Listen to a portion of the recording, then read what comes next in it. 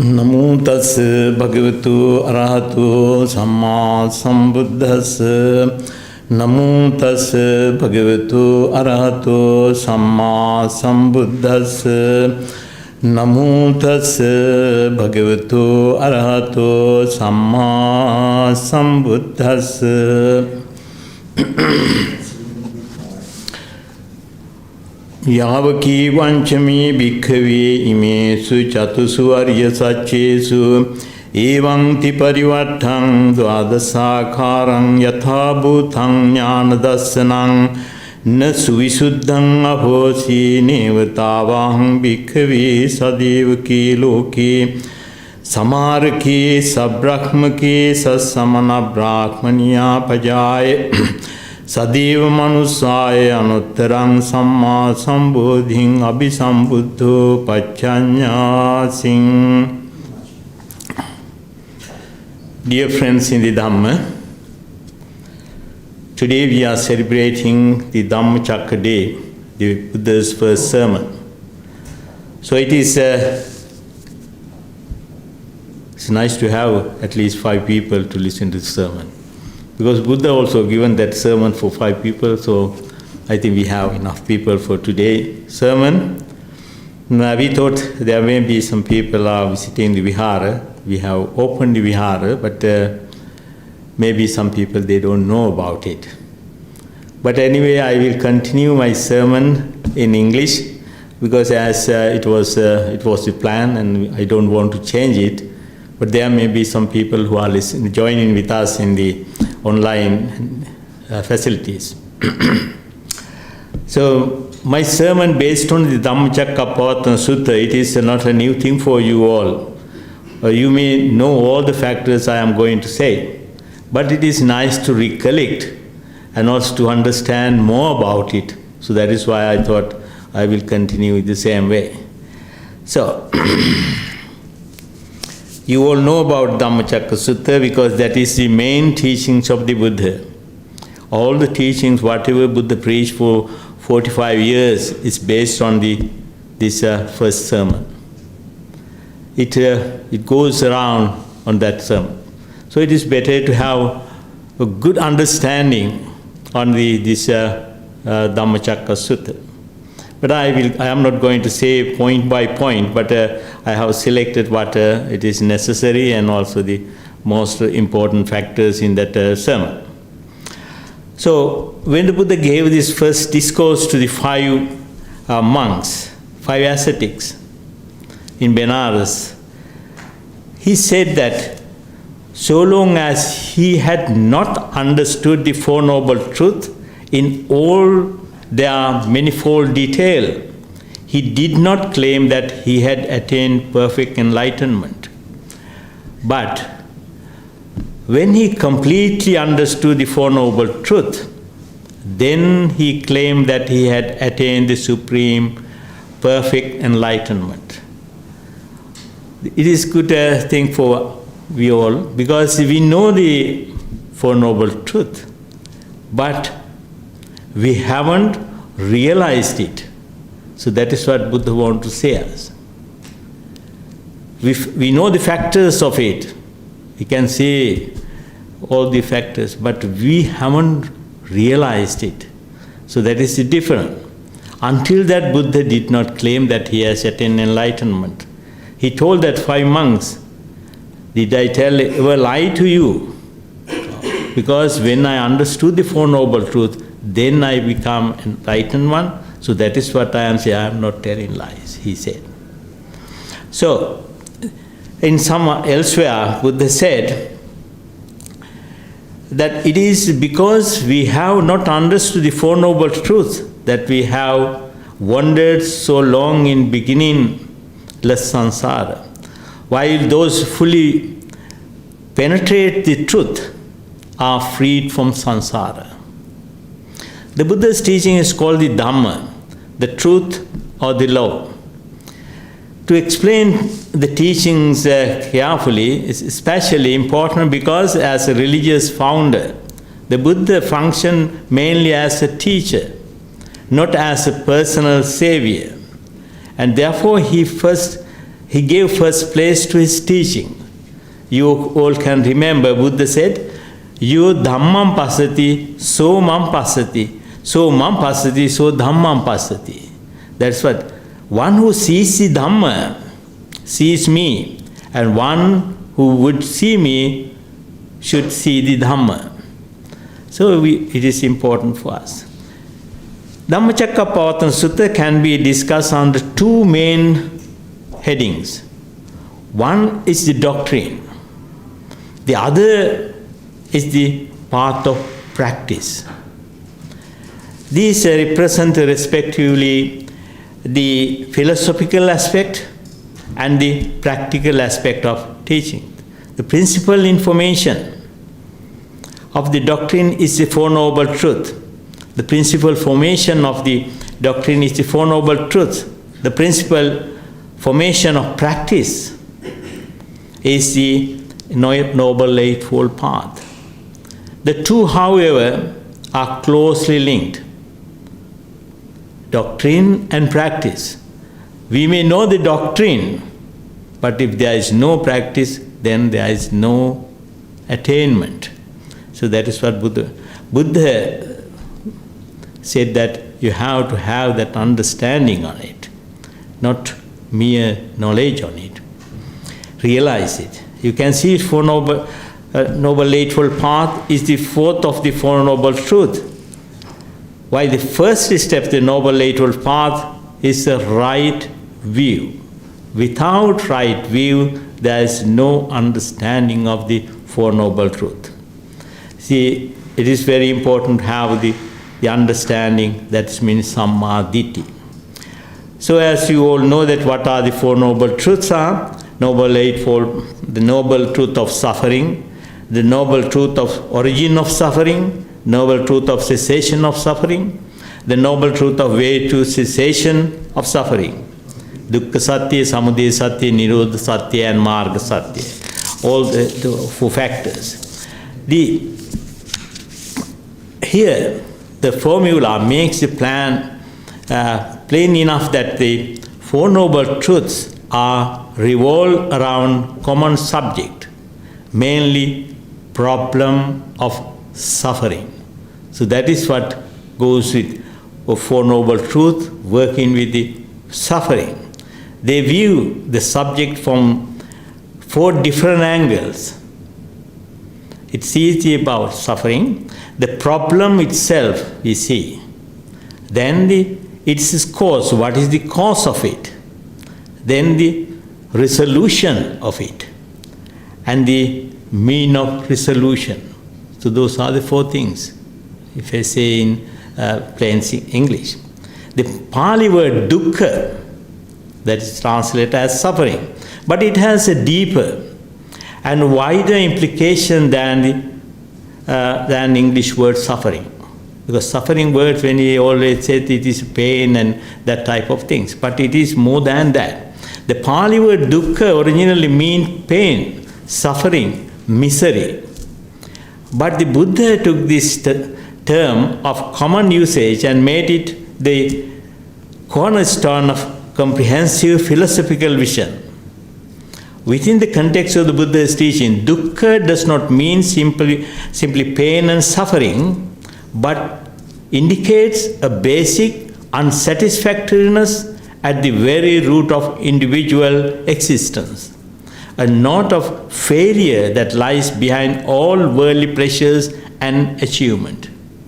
So that is what Buddha wants to say. It is not just mere pain. It is more than that. Whatever the unsatisfactoriness we experience in all our life. The reason for all worldly conditions to be dukkha, that was Buddha saying. It because they are all impermanent and unstable. Because they lack any substantial core or absolute self. And because they cannot give us lasting happiness, secure against change and loss. The word dukkha therefore indicates a fundamental lack of perfection in our life. So there is no perfection in our life. The Four Noble Truths fit together in a tight logical pattern.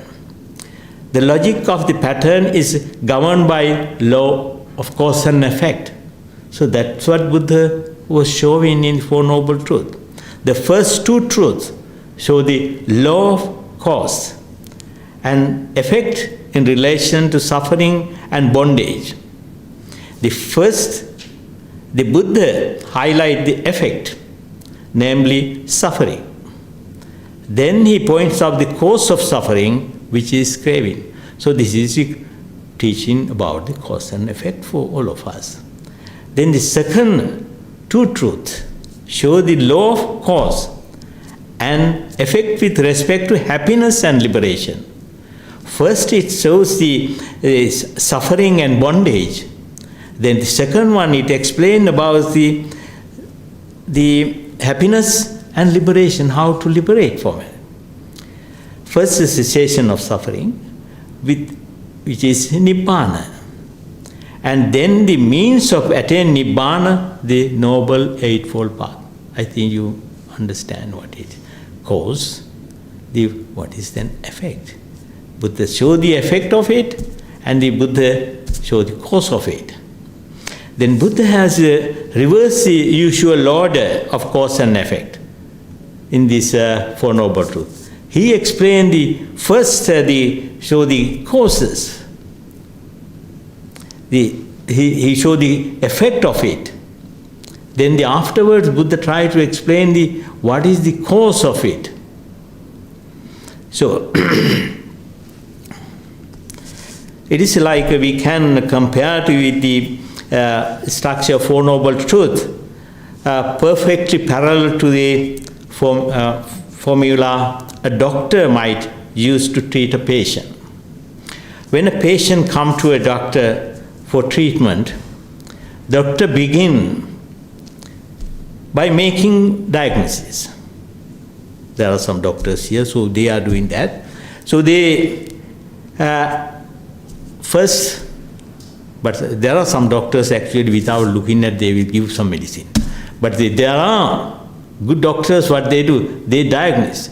They do the blood test, they do the other tests, different type of tests and things.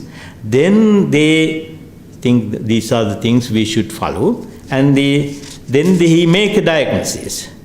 He determines the nature of illness from which the patient is suffering. This corresponds to the First Noble Truth, in which the Buddha tells us that the affliction of human life is dukkha. And he spells out the various type of dukkha that assails us. After making diagnosis, the doctor seeks to trace the illness of its cause. This is precisely what the Buddha does on the Second Noble Truth. He traces suffering to its cause and locates the cause of craving. As the third step, the doctor makes a prognosis. He decided what medication must be given to this illness. This is like a third noble truth, in which the Buddha stated that suffering can be terminated by removing the craving from which it springs. And as the fourth and final step, the physician prescribes the course of treatment, the cure of illness. This is exactly what the Buddha does on the fourth noble truth. He prescribes the Noble Eightfold Path as the medicine for curing the disease of suffering. That is what Buddha was doing. So now let us look at the four noble truths individually. I know you all know these things, but it is better to recollect these teachings of the Buddha. The Buddha clarified the first noble truth not with the explanation, but with a list of different types of suffering we encounter in the course of our lives. You can remember, Buddha said, Idan kopana bhikkhave dukkhang ariya saccang jatipi dukkha, jarapi dukkha, vyadipi dukkha, vyadipi dukkho, maranampi dukkhang, appiye sampayogo dukkho, piye vipayogo dukkho, yampicchan nalabati, tampi dukkhang. Lastly, Buddha said, sankityena panchupada nakkanda dukkha. That is what Buddha said. He began with 4 kinds of suffering: birth, old age, illness, and death. Jati, Jara, Vyadi, Marana. So you can remember when the Prince Siddhartha went outside from his palace, he saw those 3 things first. So that is why he has had first experience with it, because he saw there some people are having the old age, and also some people are suffering, and also there are some people are dying. So he saw those things. That is why it came to his idea, how these things happening, why it is happening, how to overcome this situation. So that is what. So we all know that. There is no doubt the first 3, that mean the Jara, Vyadhi, Marana, they are suffering.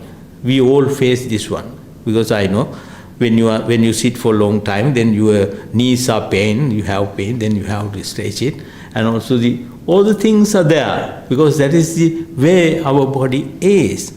Then that is the nature of our body. We have to subject it. But those are suffering actually. And we all fond of youth, health and life. But we feel miserable with these changes when we become getting old, and also when you are having sicknesses and when people are dying. We all have miserable feelings. And also lastly, imminent death. But birth is suffering simply because it is the passageway to all other type of suffering. So as we have been born, all the things we have to enjoy. So next, the Buddha mentioned 3 types of mental suffering. We all are suffering this type of thing. To be united with disagreeable people and conditions. Because sometimes, when it is very hot, it is also bad thing. When it is cold, it is also bad thing. And also those suffering. Then also they have to live with some people who are not friendly, or you don't like them, and also sometimes you have that kind of conditions. So that is also a suffering. And also to be separated from agreed people and conditions also. It happens to us. And also not to get what one wants. That is also another suffering. Because when such a Vibhanga Sutta Buddha explained in that what are the things which we like. We like to be young and handsome or beautiful all the time, but it won't happen. And also we want to be healthy all the time, it won't happen. And also we want to live for a long time, but it won't happen. Whatever we like, it won't happen. So Buddha said in that sermon very clearly to get what we want. We don't get all those things. And also the everyday life also, we don't get whatever we want. So we have to fight for it, we have to work for it, and also after getting also it will not give full satisfaction. And also lastly, Buddha said, Sankichena Panchupada Nakkanda Dukkha. In brief, the 5 aggregates subjects to clinging and suffering. So that is most important thing, and also it is the very most difficult thing to understand also. The 5 great subject of clinging, that is called the Panchu Padanakkanda. I think you have heard the word, are the basic component of our existence. The elements that make up our individual being. Those are the 5 things which we all have. The 5 are physical form, feelings, perception, volitional functions, and consciousness. That is Pali word called Rupa, Vedana, Sanya, sankhara, vijnana. They are called aggregates because each one is collection of components. And they are described as subject to clinging, because these are the things to which we usually cling, with the notion that they are our personal identity or self. All these things we have, we think those things are ours, those things are mine. So that is the notion we have. All our existence can be analyzed into these 5 components. There is no permanent self, any Atman, either behind them or within them. The 5 aggregates are all anatta, not mine, and not I, not the self. They are temporary events, constantly changing. You can think about your life and you find all these things are arising and passing away, quick succession. Physical form of the body is an order of changing physical phenomena. Our body is always changing. Tissues are changing, cells are changing, molecules changing, and atoms, all the electrons arising, changing and vanishing. So that is how we grow up. Every time when you are sitting, working or whatever doing, every time it is happening, it is changing. It is a changing process. So how we can say it is mine then? So to our feelings comes, happy feelings comes, unhappy feelings. Those things comes and goes. That is what happened. The feelings, perceptions and volitions are merely momentary mental events, likewise arising and vanishing every moment. Finally, even consciousness, the basic faculty of cognition, is not a stable, lasting self, but a process of awareness, a process of individual occasions of cognition. So that is what happens. That is how our mind is. We can't keep our mind in one place. We change every moment. So that is there is nothing permanent. Because these 5 aggregates which make up our existence are impermanent and constantly changing, perishing. The Buddha says they are all dukkha or suffering. They are incapable of giving us permanent happiness or complete satisfaction. We can never find in them the stable, lasting happiness for which we desire. That is what we desire, to have that lasting happiness, but it won't happen.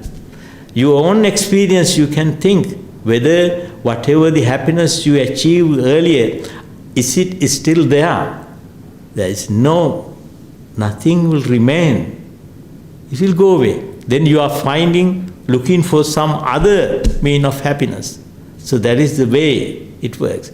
When the Buddha says that all conditioned existence is dukkha, he does not mean that we are continually experiencing pain and misery.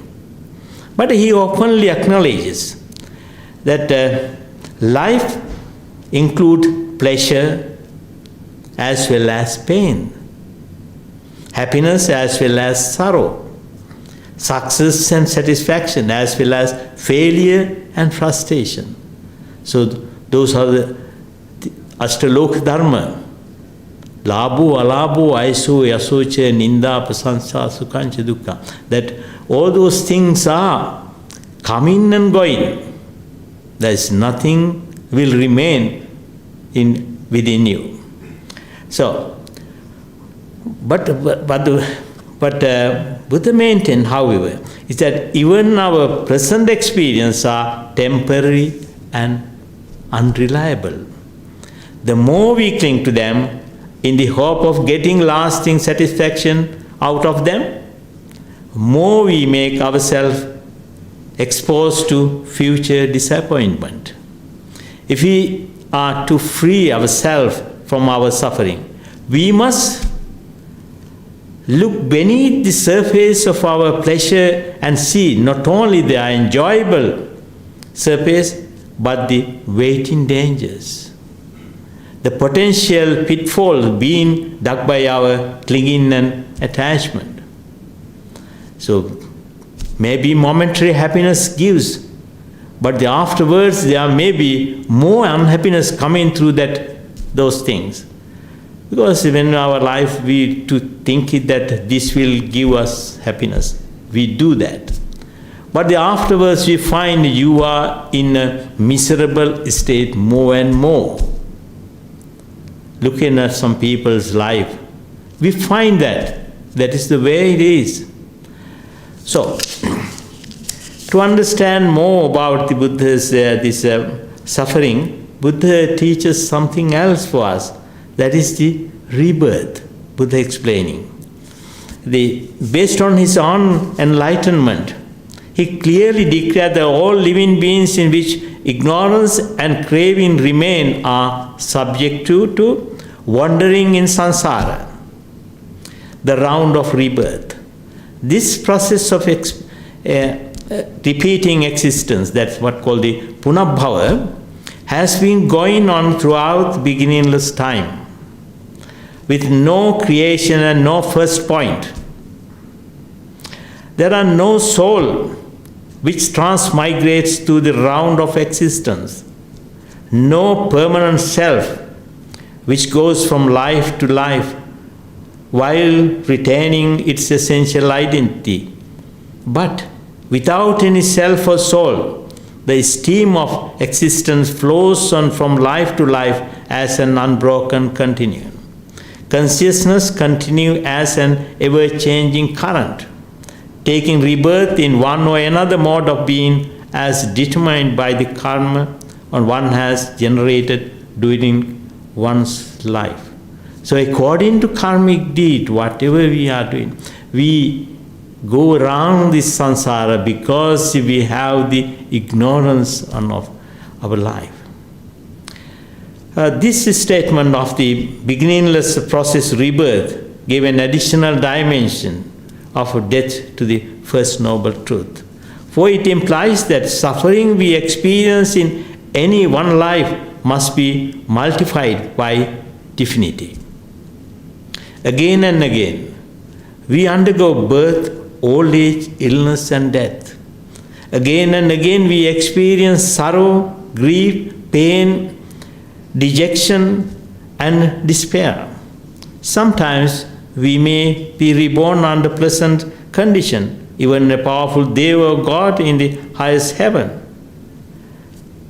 But it may be enjoyable for some period of time, but there is an end even their life. Because there is a life span, even maybe 1,000 years having that enjoyment, but they have to come back, then we have to face again that suffering. So when we passed away from those places, then we move to new existence, which we face again the prospect of birth, aging and death. And perhaps even misery, dreadful beyond endurance. To find perfect happiness and peace, we must attain release from samsara. So that was Buddha saying. We must break and free from our bondage to the five aggregates of clinging. To win this freedom, we must eliminate the cause of our bondage, and this means to eradicate the origin of suffering. This brings us to the second noble truth. The second noble truth is the truth of the origin or cause of suffering. And here the Buddha states that craving is the origin of suffering.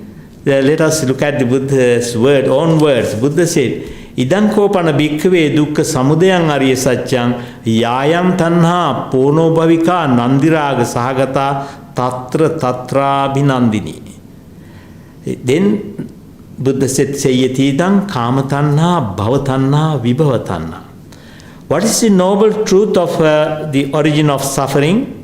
It is craving, which produces repeated existence, which is bound up with delight and lust and seeks delight here and there.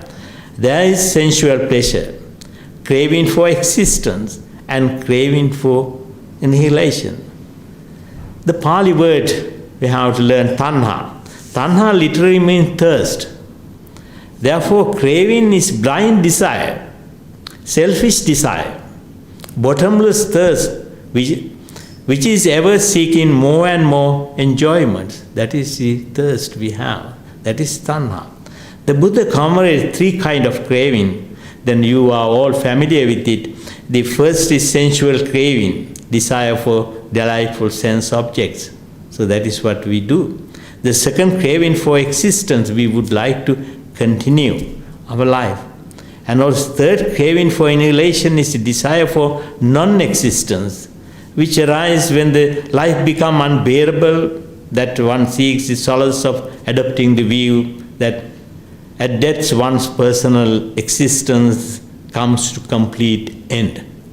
The vibhava tanha, there is no continuation of death. That is also another belief one people may get. So that is another craving we may have, thinking that, oh, I can't live in this samsara, it is better not to have any birth. But that doesn't mean that we can end up a continuation. So now we come to the third noble truth, the cessation of suffering. Cessation of suffering follows quite logically from the second truth. For if craving is the cause of suffering, then the way to eliminate suffering is to eliminate craving. Therefore the Buddha said, Idang kopana bhikkhave dukkhang arya dukkha nirodhang arya saccang yotasayeva tannhaya asesa viraga nirodho chago patinissaggo mutti analayo. That means what is the noble truth of cessation of suffering? It is the remainderless fading away and cessation of that same craving. The abandoning and giving up it, not attachment and freed from it. So this is a cessation. Cessation of suffering is nibbana, the highest happiness and peace. This attainment can be understood at two levels, corresponding to the two levels in which craving is the cause of suffering. When someone eliminates the craving, the mental unhappiness caused by craving is also removed. The mind is released from fever of passion and attained dispassion. That means viraga. Freed from sorrow, it becomes sorrowless, asoka. Freed from all bonds, it enjoys the supreme peace and security. Anuttarang yoga kema. This is the inward state of the arahant, the worthy one, the person attained nibbana in this very life, free from ignorance and craving. The arahant can never be touched by fear, anxiety, disappointment and worry. Then second category, when he passed away, also there is no life after death. So that is why Buddha said, Buddha called it is unborn, unmade, unbecome, unconditioned state. That is the Nibbana. At the end of the Buddha's teaching and the result of his disciples, that is what happened when someone eradicates one's craving totally. So now we come to the fourth noble truth. Fourth noble truth teaches how to reach Nibbana, how to attain the end of suffering, how to realize the deathless state. This is Buddha's course of treatment for the disease of suffering.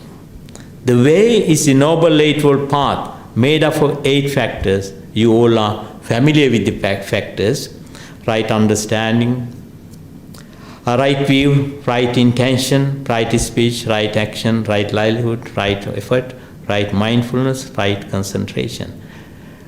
Noble Eightfold Path brings us to the second major aspect of Buddha's teaching, that is the path of practice. First, we have explained about the theory or philosophy, then the Buddha explained here the path, how to follow this path. Following the Buddha's path is the purpose, is to eliminate craving, nothing else. So, it is not a forceful, ascetic rooting or suppression and self-affliction, but a wholesome, hygienic training that gradually transforms one's conduct, mental attitude and understanding. In short, the subjective qualities one's entire life into those of an Arya, noble one, whole human being. The Buddha called the Noble Eightfold Path the middle way. How Buddha said middle way? Because Buddha said there are 2 extremes.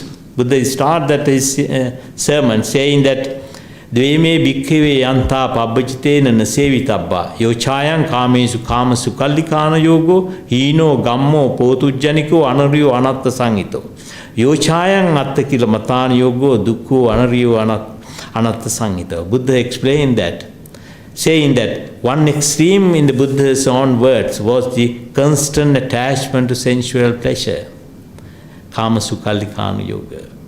The Buddha described the extreme is base, vulgar, worldly, ignoble and profitless. That is what Buddha said that. The other extreme is the addiction to self-mortification, atta-kilamatana yoga. Commenting on his extreme, which is not practiced by the ordinary man, the Buddha remarks that it is painful, ignoble and profitless. That is what Buddha is saying. Because giving so much pain to body, it doesn't give anything, only pain. But it cannot eradicate our craving.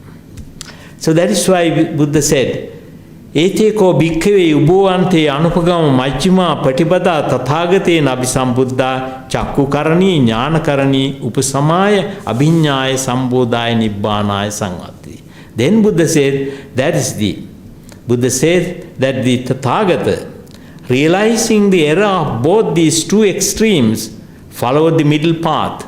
This new path or way was discovered by himself. Buddha termed his new system, what's called the Majjhima Patipada, middle way. To persuade his disciples to give attention to his new path, he spoke of its various blessings. Unlike 2 extremes, the middle path produces spiritual insight, intellectual wisdom to see things as they really are. When the insight is clarified and the intellect is sharpened, everything is seen on its true perspective. So, the path, however, is not mere compromise between those extremes, but truly wise disciple of personal transformation with different mind training and deep insight into the real nature of existence. The Buddha called this is a good path because it is pure and wholesome in the beginning, middle and end. It is also a happy path because the further one advances along in the more this path, one experiences joy, happiness and peace. So that is Buddha's path. It gives the joy, happiness and peace. It is not ordinary happiness. It is the spiritual happiness one can attain. As we understand, the aim of the path is to remove craving. Now this might seem to present difficult problem because the craving is so deeply rooted in our mind that we cannot dump it away simply by an act of will. because we can't throw it our craving at once. It is a very difficult thing. However, the Buddha discovered that craving is powerful as it may be, it is also conditioned. So that is what the important thing is. It depends not its existence on conditions. Craving doesn't go along with it, but it depends on conditions. Then it is nurtured by conditions. The primary condition on which it depends on, it is the ignorance.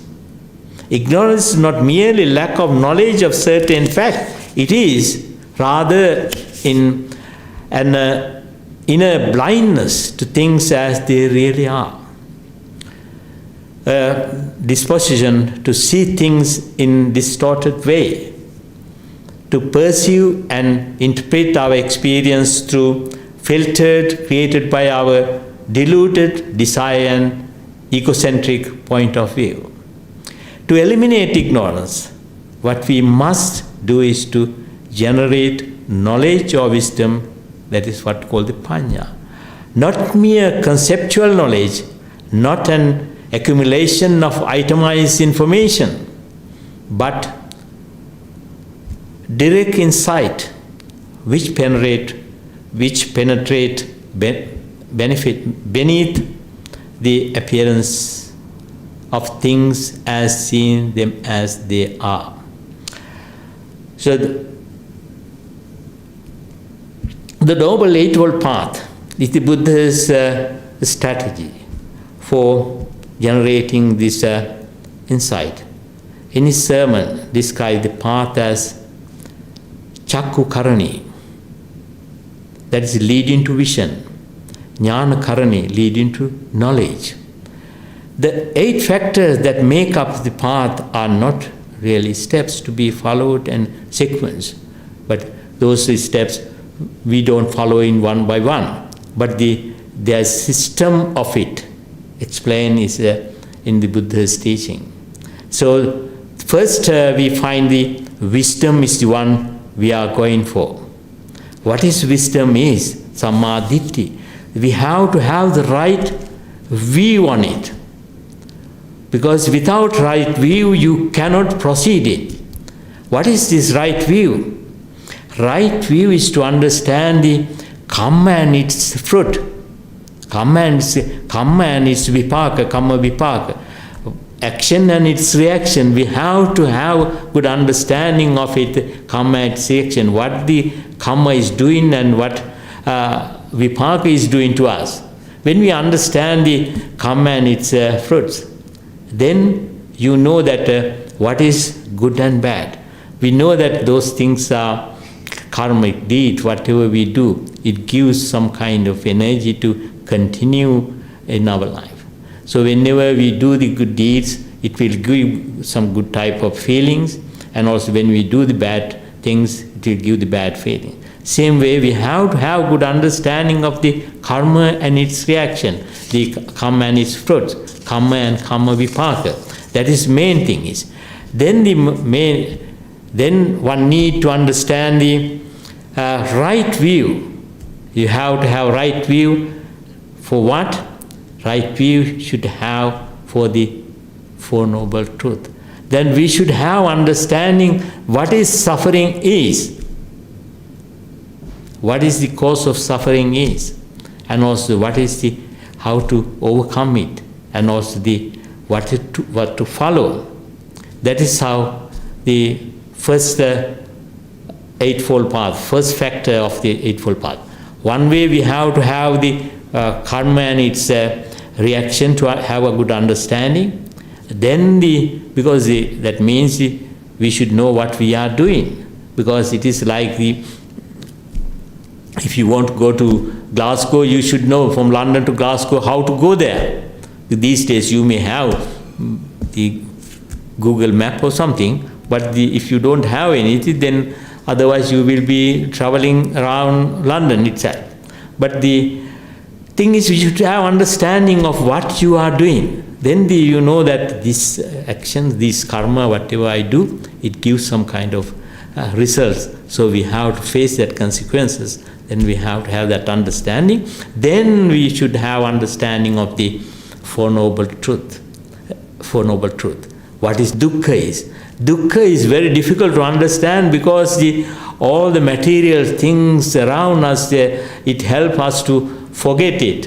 When you get your Facebook and you forget whatever you are doing, no suffering at all, but things, but mentally you suffer a lot without understanding.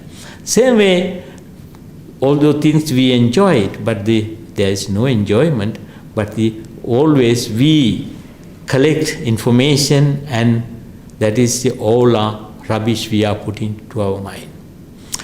So that's why Buddha said you should have understanding what is suffering is, then how to overcome it, what is the path of it. As time is very limited, I have to go a little bit fast in this subject. I am not going to say all the factors of the Eightfold Path because most of you have studied those things. But the right intention we need, because whenever you do the good deeds and then you know what is the right intention is. Then you have the Nekkhamma Sankalpa, that means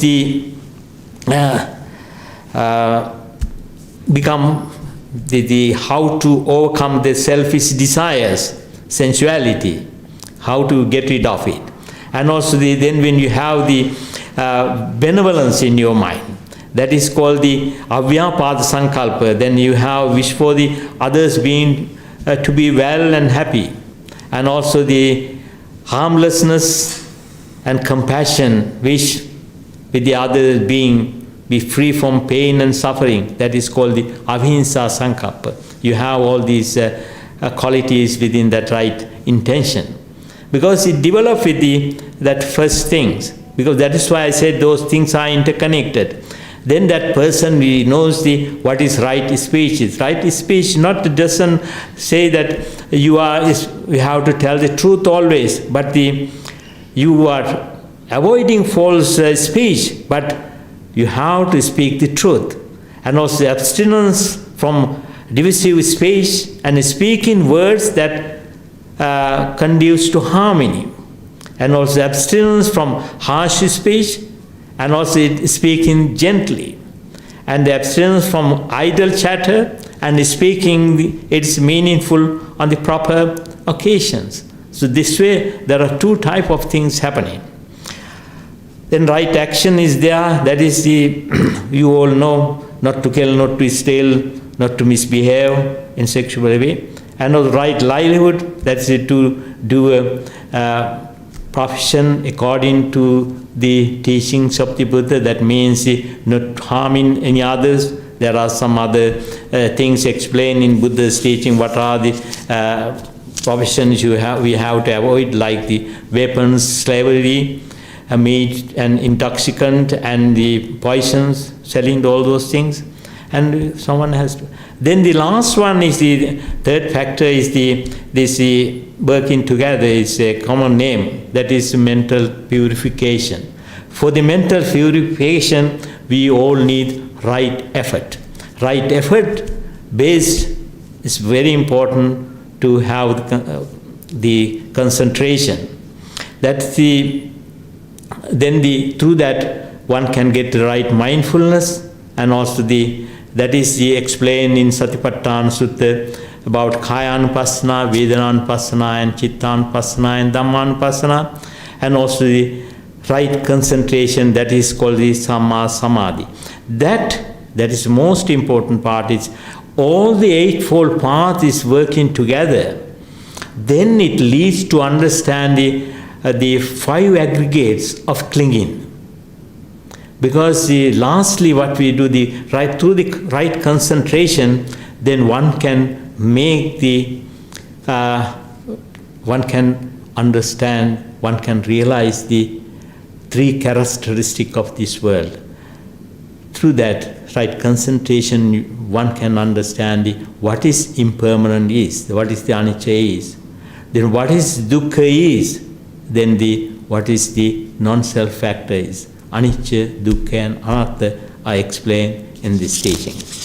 Then the Buddha here said that all those factors explained in Hiti, but here Buddha presented three phases of each of these truth.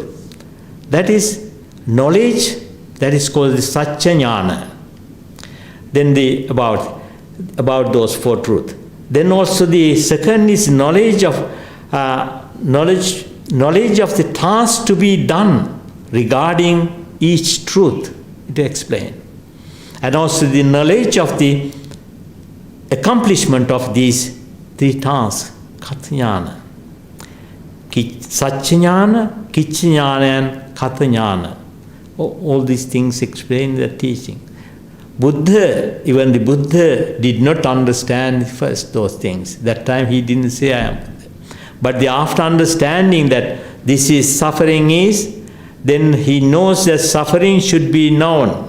That is called the pariññāya. Then suffering has been known, pariññāta.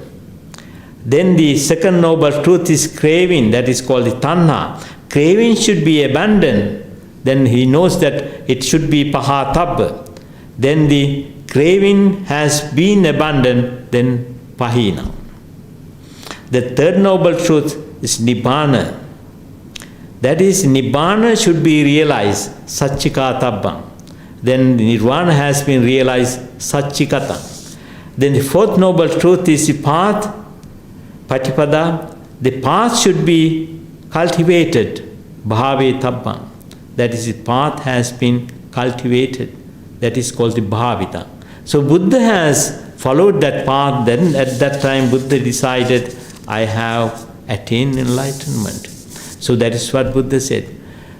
When the Buddha gave this first sermon to those 5 monks, what will happen? Imasmin chapana veya karanasmin bhanjamani ayasmato kondanyas virajang vitamalan Dhamma Chakra udapadi. Yankinchi samude dhammang sabbantang nirodha dhammang. Buddha explained there. The teaching was listening by those 5 monks. Those 5 monks, Venerable Kondanya. The first disciple heard the Buddha's teaching for the first time. The realization he had was nothing very complicated. He simply saw that whatever things born, that thing must change and grow old as a natural condition. And eventually it must die. Kondanya had never thought of this before, or he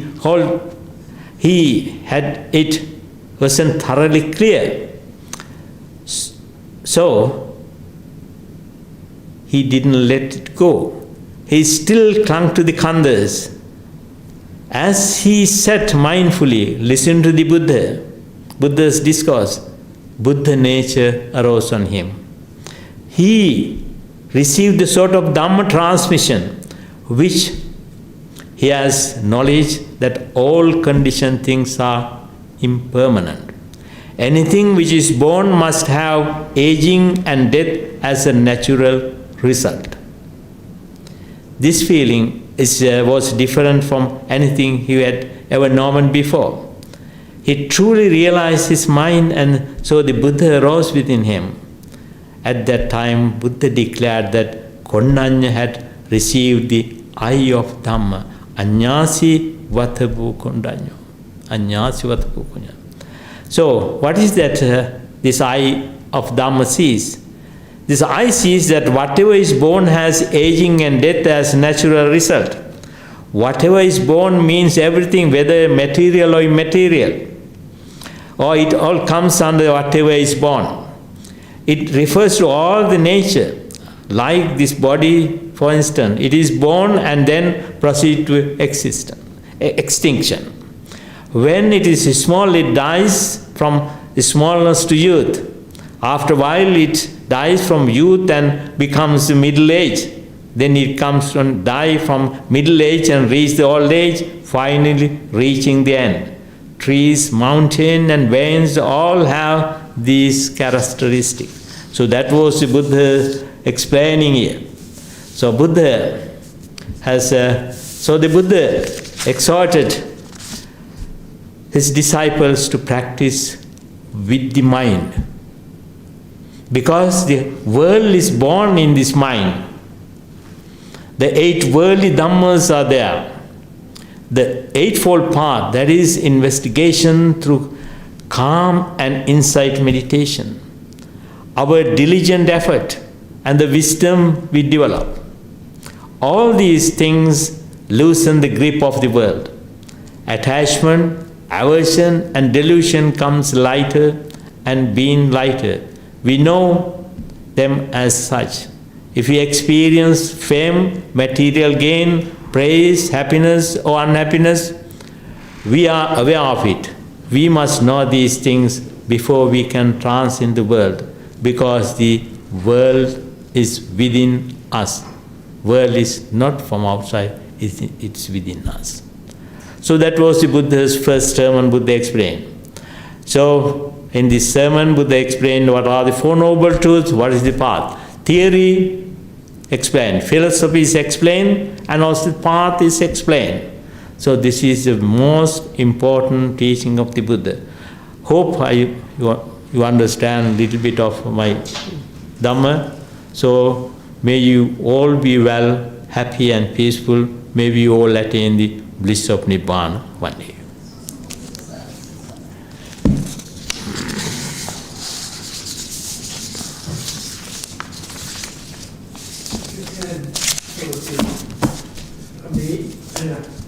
The people are in the process.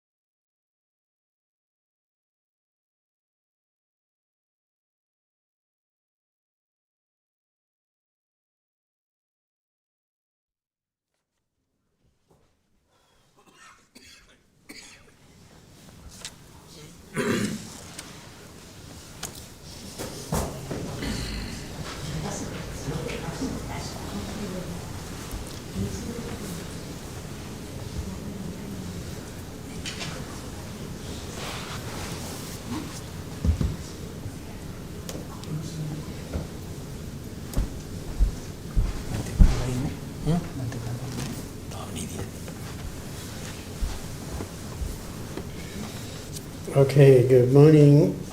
We are going to now offer the Buddha Puja on this Esala Full Moon Day.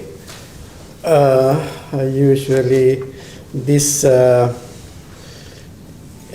dana organized by New Malden Dayakas and Dayikas annually. Last 2 years there were the problems due to pandemic period. So now again we start. Today the Dane has been sponsored by few families, Rukmini, Andrew Vijay Singer and all the members of the family. Ruani Ransi and the family, Rajakaruna and family, Abhesekara and family, Janaki Hemratna and family, Manel Pereira and family. They want to transfer merits to their departed one. Tilaka and Sumana Vijay Singh, we would like to extend the blessings to them. Recently, passed away Mr. Mahendra Vikramasinghe, and also 1 year ago, Mr. Eloy Pereira passed away. We all remember them with gratitude and respect and also with compassion to transfer merits to them. Samadama me pinkame mulikatwe ganna dayaka pinwatun Rukmani Vijayasinghe Mahatmiya Andrew Samaga එකතු වෙලා ඒ වගේම මේ නම් සඳහන් කරපු මේ රාජකරුණා පවුලේ අය අබේසේකර පවුලේ අය රුවන් රාන්සි ඒ වගේම ජානකී හේමරත්න මානෙල් පෙරේරා ඇතුළු සියලු දෙනාම වෙනුවෙන් අපි ඔබ සෑම දෙනාම ඊටාම ශ්‍රද්ධාවෙන් පිළියෙල කරන ලද්දා වූ මේ දාන වස්තු අග්‍ර කොටාසේ බුදුරජාණන් වහන්සේට දෙවනුව මහා සංඝරත්නය ඇතුළු සිල් පිරිසටත් දෙවනුව සියලු සහභාගී වෙන අයටත් දානය පිළියෙල කරගෙන තිබෙන්නේ. ඒ නිසා දාන පූජාව පවත්වන්න සියලු දෙනාම নমස්කාරය කියන්නකෝ. සේ නමෝ තස්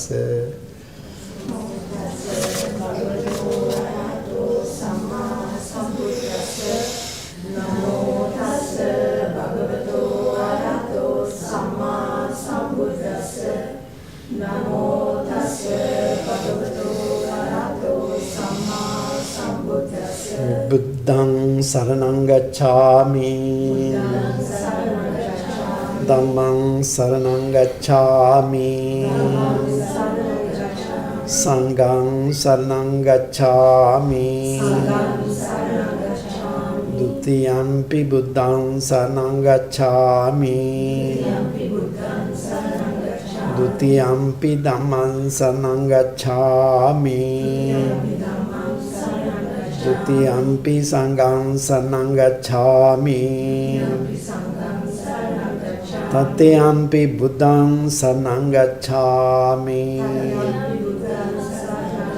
Tatyampi Dhammang saranang gacchami, Tatyampi Sanghang saranang gacchami. Panatipata Veramani Sikkhapadan Samadhyami, Adinadana Veramani Sikkhapadan Samadhyami, Kame Sumichachara Veramani Sikkhapadan Samadhyami, Musavada Veramani Sikkhapadan Samadhyami,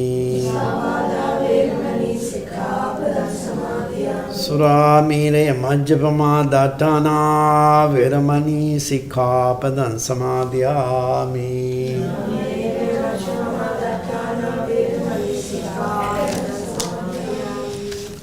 Sukhitamanu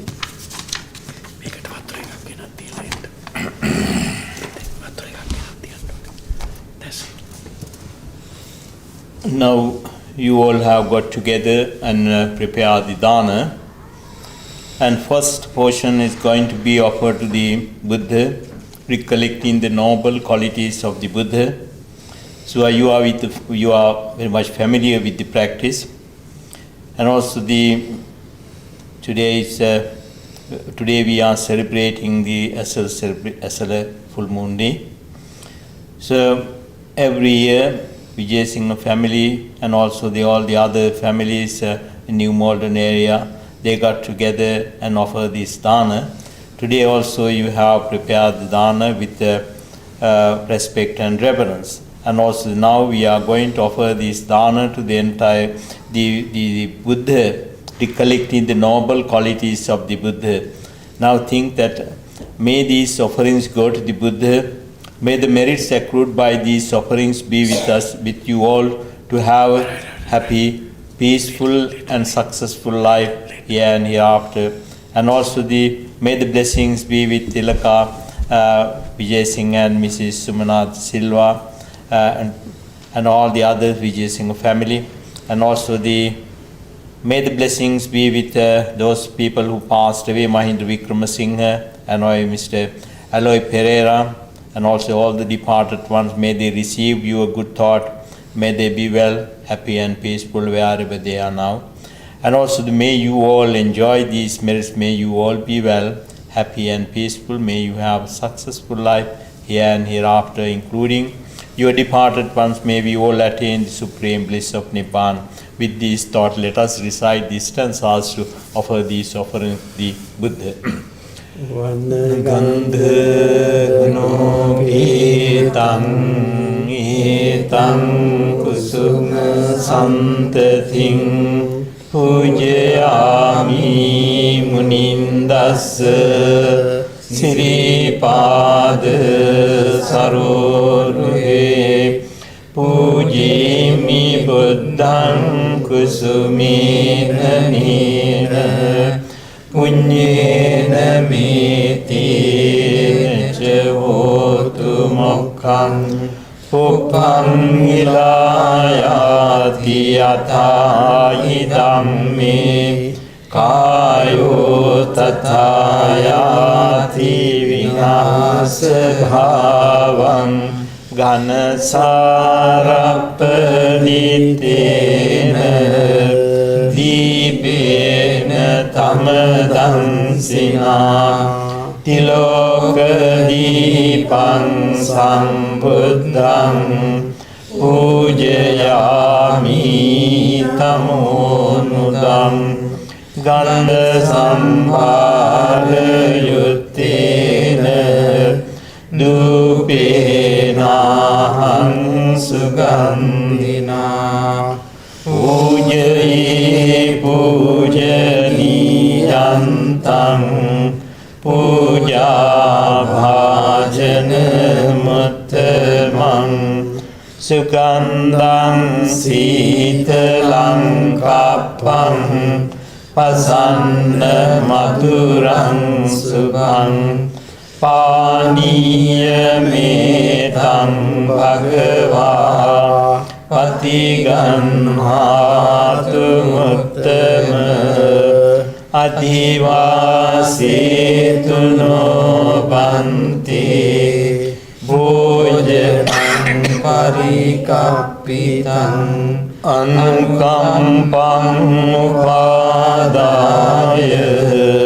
patiganhatu muttama adivasetu no banti sabbang saddhaya pujitam anukampang upadaya patiganhatu muttama vandami cetiyang sabbang sabbadhani supatititam saririka dhatu mahabodhing buddha rupang sakalang sada kayena vaca cittena පමාදීන මයා කතං අච්චයං කමමි බන්ති බුරි පඤ්ඤ තථාගත ඉමිනා පුඤ්ඤ කම්මේන මාමේ බාල සමාගමු සතං සමාගමෝ හෝතු යාව නිබ්බාන පත්තියා. Now you are going to offer this dana as a Sangha dana. Is a great meritorious deed, as you know, offering dana, not the monks at the London Buddhist Vihara, but to the monks in the whole sasana, in the dispensation, since the Buddha's time and today and in the future as well. All the members of the clergy are called Sangha. So thinking about countless monks, may the offering with great saddha you have prepared go to the entire community of the Sangha. May the great merits be with our departed, as we repeatedly mentioned. May they receive our prayers and blessings. May they attain everlasting peace of Nibbana. May those who are not well get a speedy recovery from their illness. We wish Silaka and Sumana Vijay Singh, may they be well and happy. And all of you be well, happy and peaceful. Enormous merits be with you all the time. Travel with you wherever you go, giving you courage, determination and willpower for the success of your endeavors. May the blessings be with you. With these thoughts, we all wish to attain Nirvana. With these thoughts bearing, would you please recite this formula? මේ වාක්‍ය කියලා දාන සංඝික වශයෙන් පූජා කරනවා. පූජා වේවා කෙලවරක් නැති අප්‍රමාණ වූ මහා සංඝ රත්නයේ ශාසනයේ පූජා වේවා මේ පින්කම ඒ සියලු දෙනා වහන්සේටම පූජා කරනවා. ඉමං බික්ඛං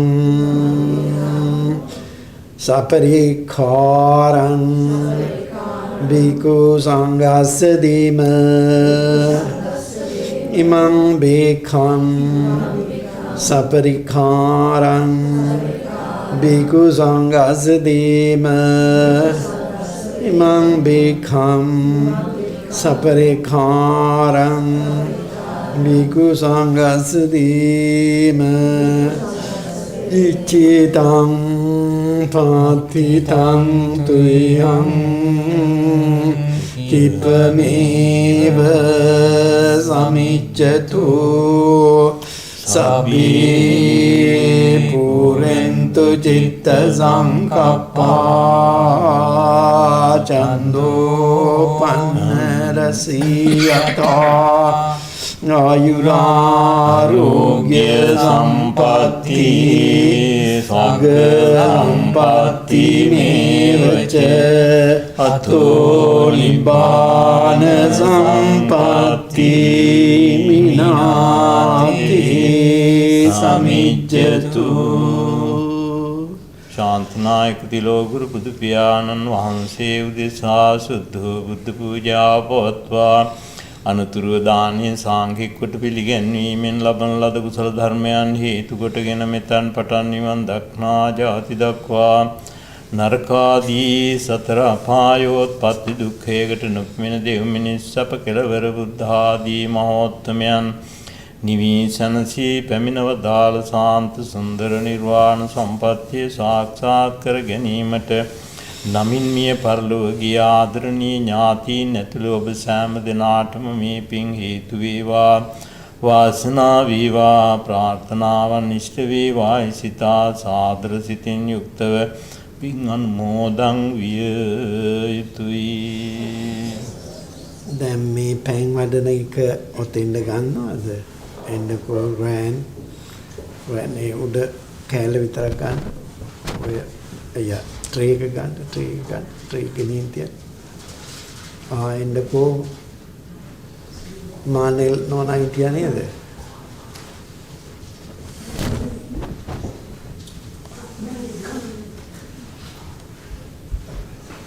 ඕකේ. එන්නකෝ මේගොල්ලන් වෙනුවෙන් පින් අනුමෝදනාවක් කරන් තියෙනවා.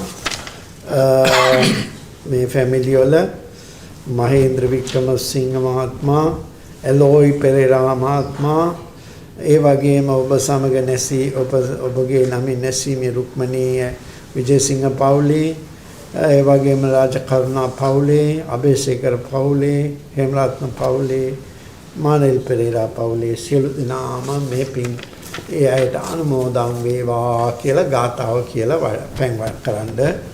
ඉදම්මේ ඥාතිනං හෝතු සුඛිතා හොන්තු ඥාතයෝ ඉදම්මේ ඥාතිනං හෝතු හොන්තු ඥාතයෝ ඉදම්මේ ඥාතිනං හෝතු සුඛිතා යථා වාරිවා පුරා පරිපූර්ණන්ති සාගරං වෛතෝ දින්නම් පීතානම් උපකප්පති උන්නමේ උදකං වට්ටං යතා නින්නම් පවද්දති වෛතෝ දින්නම් පීතානම් උපකප්පති චිතං වත්තිතං තුයං දීපමේව සමිජ්ජතෝ පූරෙන්තු චිත්ත සංකප්පා ජන්දෝ පන්න රසි යථාමනි ජෝතිරාසෝ යතා. හොඳයි. අපි ආශිර්වාද කරනවා සියලු දෙනාටම මේ මහා සංඝ රත්නයට වගේ මාද සිල් සමාදන් වෙච්ච දායක පින්වතුන්ටත් සිල් සමාදන් නොවුණු පැමිණි සියලු දෙනාටම ආහාර පාන සුඛ සකස් කරලා මේ කරන මහත් විශාල මේ මහන්සියකින් ධන පරිත්‍යාගයෙන් කරන ලද මේ පින්කම ඔබ සැමටම ආශිර්වාදයක් වේවා කියලා අපි ප්‍රාර්ථනා කරනවා. භවතු සබ්බ මංගලං රක්ඛන්තු සබ්බ දේවතා සබ්බ බුද්ධානුභාවේන සදා සොත්ති භවන්තු තේ භවතු සබ්බ මංගලං රක්ඛන්තු සබ්බ දේවතා සබ්බ ධම්මානුභාවේන සදා සොත්ති භවන්තු තේ භවතු සබ්බ මංගලං රක්ඛන්තු සබ්බ දේවතා සබ්බ සංඝානුභාවේන සුත්ති භවන්තු තේ. සියලු ඉෂ්ඨාර්ථකාමී ශාසන මාමක ලෝකපාලක සම්‍යක් දෘෂ්ටික දෙවි දේවතාවෝද සියලු සත්‍යෝද මේ පින් අනුමෝදන් වෙලා සුවපත් වෙත්වා නිදුක් වෙත්වා නිරෝගී වෙත්වා කියලා පින් ශා කරනවා. එත්තාවතාච අම්මේ සම්බතං පුඤ්ඤ සම්පදං සබ්බේ දේවා අනුමෝදන්තු සබ්බ සම්පත්ති සිද්ධියා. එතාවතාච අම්මේ සම්බතං පුඤ්ඤ සම්පදං සබ්බේ භූතා අනුමෝදන්තු සබ්බ සම්පත්ති සිද්ධියා.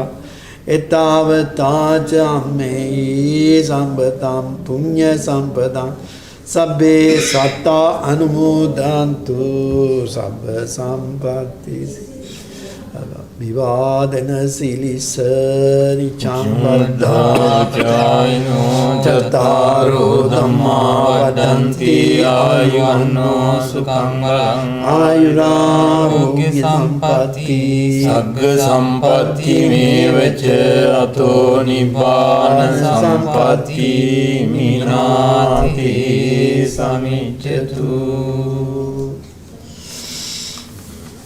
එහෙනම් අපි අතෙන්ද යනවා හෝල් එකට.